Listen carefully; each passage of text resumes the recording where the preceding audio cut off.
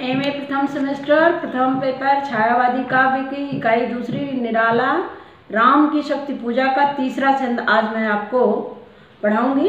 पहले मैं काव्य पाठ करूंगी और फिर आपको व्याख्या पढ़ाऊंगी। लौटे युगदल राक्षस पदतल पृथ्वी टलमल विंध्य सोल महोल्लास से बार बार आकाश विकल बानर वाहिनी खिन्न लख निज पति चरण चिन्ह चल रही शिविर की ओर अस्थविर दल जो विभिन्न प्रशमित है वातावरण नमित मुख सांध्य कमल लक्ष्मण चिंतापल पीछे बानर वीर सकल रघुनायक आगे अवनी पर नवनील चरण श्लघ धनुगुण है कटिबंध त्रस्त तूड़ीर धारण दृढ़ जटा मुकुट हो विपर्यस्त प्रतिलट से खुल फैला पृष्ठ पर बाहुओं पर वक्ष पर विपुल उतरा जो दुर्गम पर्वत पर नैशांधकार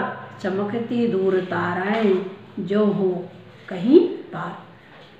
प्यारे बच्चों, इस छंद का प्रसंग है सूर्यास्त हो जाने पर युद्ध समाप्त हो गया है और राम की सेना में निराशा और हताशा है और रावण की सेना प्रसन्न है क्योंकि आज उसने राम की सेना पर विजय पाई है। रावण को जीत न पाने की वेदना और क्षोभ लक्ष्मण के चेहरे पर दिखाई दे रही है। लक्ष्मण का चेहरा क्लांत है और विवर्ण है, अर्थात लक्ष्मण दुखी हैं और राम के ऊपर कोई प्रभाव नहीं है। वो योग गीता का समत्व योग उच्चते दुख और सुख में सामान्य है। अब इसकी व्याख्या हम चलते हैं। लौटे युग दल राक्षस बदतल पृथ्वी टलमल विंध्य महोल्लासा बार बार आकाश विकल। आज का युद्ध समाप्त हो गया और सेनाएं अपने अपने शिविर की ओर लौट पड़ी। राक्षसों की सेना ने प्रबल पराक्रम दिखा करके राम की सेना को परास्त कर दिया। इसलिए लौटती हुई बानर सेना अपने भारी भारी कदमों से पृथ्वी को कंपायमान करते हुए लौट रही है। उनके कोलाहल से और उत्साह से भरे हुए स्वरों से आकाश व्याकुल था। प्रशस्ति है वातावरण नमित मुख सांध्य कमल लक्ष्मण चिंतापल पीछे बानर वीर सकल। लक्ष्मण जी अत्यंत खिन्न हैं और अपने मुख को झुकाए हुए उदास भाव से चल रहे हैं। उनके चरण चिन्हों को देखते हुए सेना भी शिविर को लौट रही है।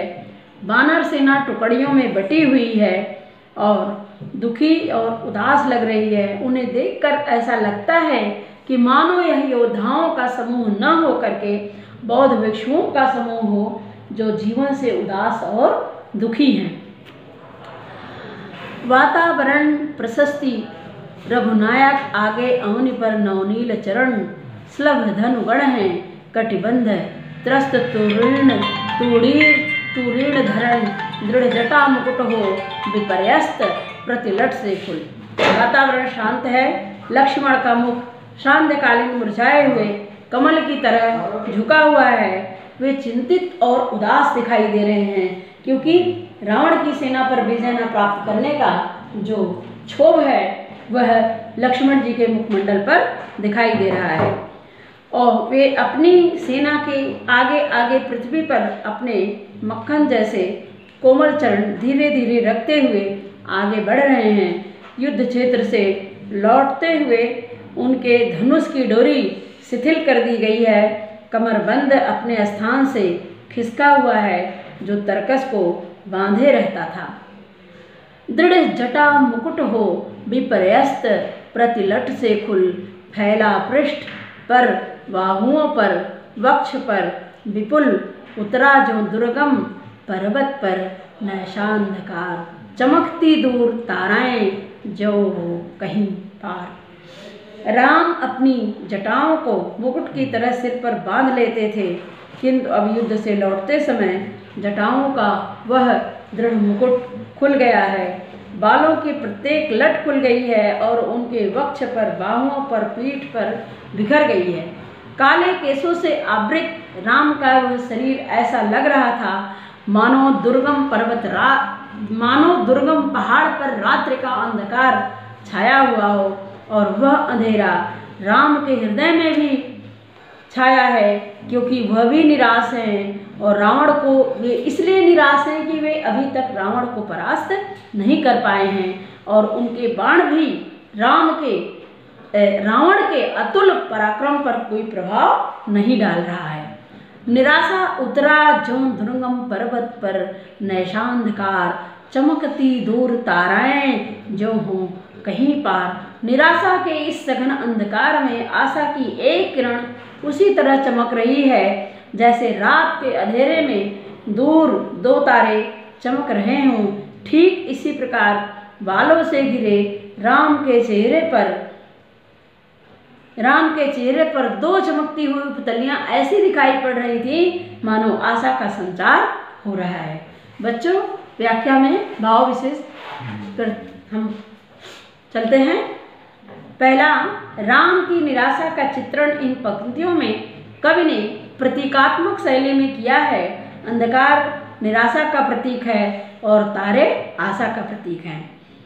दूसरा, भाषा में बिंब संप्रेषण की क्षमता विद्यमान है। स्लग, त्रस्त, विपर्यस्त जैसे शब्दों से शिथिलता और उदासी का भाव व्यक्त हो रहा है। वास्तव में निराला हिंदी के एक ऐसे महान कवि थे जो शब्दों के द्वारा काव्य में ऐसा सजीव बिंब और वातावरण प्रस्तुत करते थे, और उन्होंने प्रगतिवादी काव्य में एक नूतन और मौलिक प्रयोग किया। यह उनके काव्य की बहुत बड़ी विशेषता थी। तीसरा, विराट बिंब की योजना इन पंक्तियों में है। राम के शरीर को दुर्गम पर्वत तथा निराशा को अंधकार के रूप में कल्पित करते हुए उत्प्रेक्षा अलंकार का विधान किया गया है। राम की शक्ति पूजा में अंत और बाह्य प्रकृति का सामंजस्य दिखाया गया है। वातावरण चित्रण से राम की निराशा को अभिव्यक्ति मिली है। पांचवा, निराशा के क्षणों में आशा की एक किरण निराला के काव्य में सर्वत्र मिलती है, क्योंकि चरम निराशा तो मृत्यु की बोधक है। आशा ही जीवन की गतिशीलता को बनाए रखती है। इसलिए गहन अंधकार में दो तारे चमक रहे हैं तथा बालों से ढके मुख पर राम की आंखों की दो पुतलियां चमक रही हैं।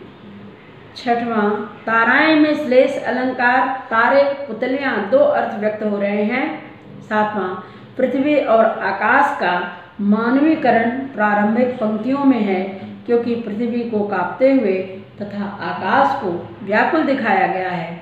भावानुकूल भाषाओं का प्रयोग है। इस अवतरण की भाषा सरल और प्रसाद गुण से युक्त है। छायावादी भाषा शिल्प का प्रयोग इन पंक्तियों में है। अस्तवीर दल जो विभिन्न में उत्प्रेक्षा अलंकार है। नमित मुख सांध्य कमल में उपमा अलंकार है। बौद्ध भिक्षुओं के मुख पर जो उदासी दुख व्याप्त रहता है वही लौटती हुई वानर सेना में दिखाई दे रहा है। अतः यह उपमान भी अत्यंत सार्थक और सटीक है। धन्यवाद।